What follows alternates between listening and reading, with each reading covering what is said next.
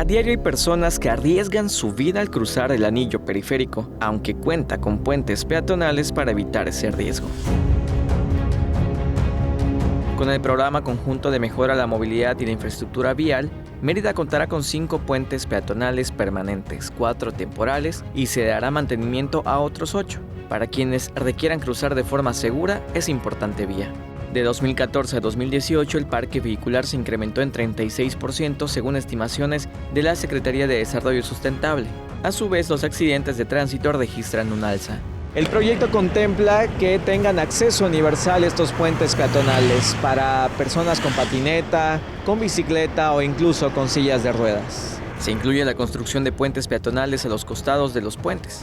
Se instalan semáforos inteligentes, se repavimentan algunos tramos de la vía y se pavimentan calles al interior del anillo periférico.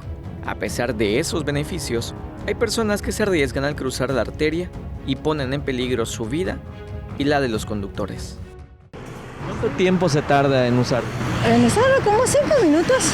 Para pasar las dos carreteras es muy seguro utilizarlo. Pues la verdad sí se recomienda porque ahora el periférico está muy traficado y pues esto sería más seguro cruzar este puente. En el periférico los vehículos circulan entre los 80 a 90 kilómetros por hora, velocidad mortal en caso de un impacto.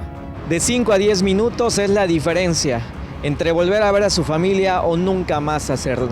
En las imágenes, Joaquín Martínez. Para Tele Yucatán te informa César Gómez. Tele Yucatán te informa.